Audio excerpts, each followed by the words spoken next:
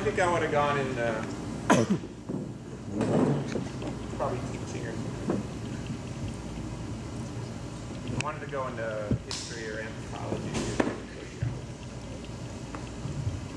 I'm a big history person. I don't think I'd be in public school. If it wasn't going to be something like this, I'd be more behind the scenes, for sure. Oh, thank you. Steven, do you want to ask your question?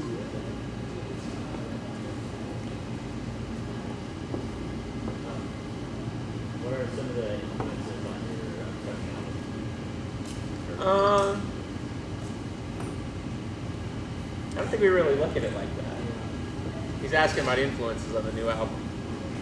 I don't think we break it down like that. I mean, how do you see it? Like, yeah, I think that we maybe will talk about bands that they don't want to sound like something. Like we may, for example, we were talking about the Yardbirds. And it's not like they were going to sound like the Yardbirds, but the Yardbirds were, basically a kind of a pop band that had, three influential guitar players that kind of were able to import avant-garde ideas with very pop commercial content. So we may look at a band like that as kind of study it, but it's not like we're going to steal their sound. So, it's more like psychological templates or something. Because one clue I can give you is that what we see, particularly in the last 5 to 7 years, is a diminishing class of musicians who can actually play rock and roll music.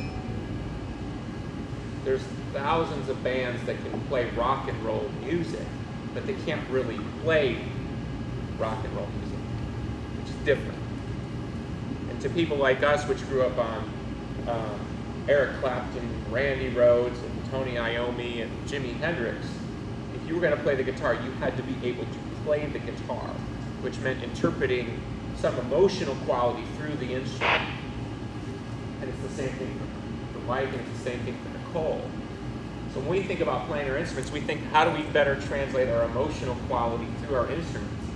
Where I think most bands these days, they just think, well, we got to get a hit song or we're going to get dropped by our record label. And what do we got to sound like?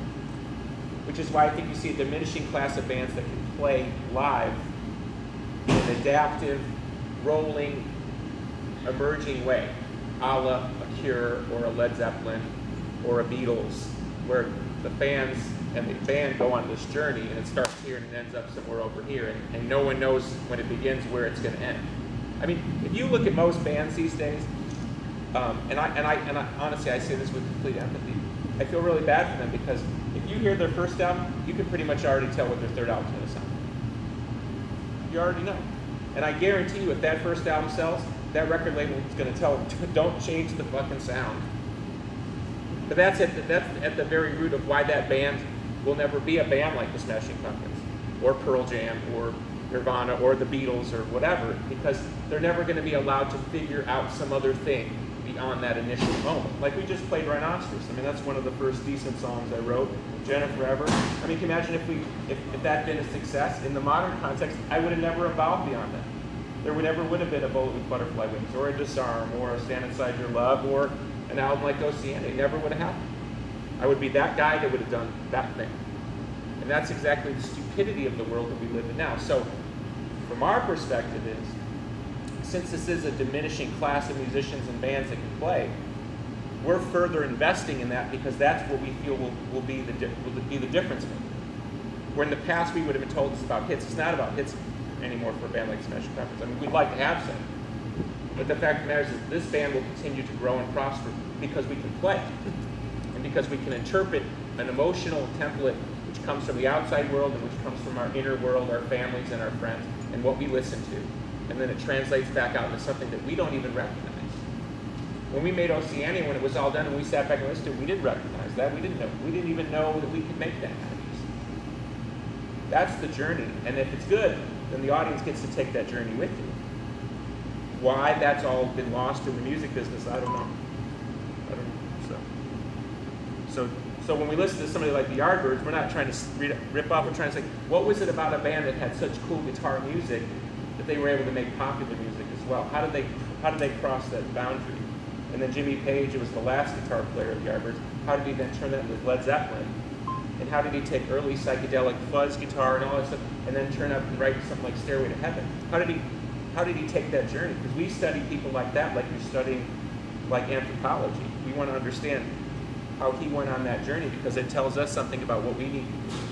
So we aspire to those heights. Even if we don't get there, at least we aspire to them because that for us is the summit of what we're here to do.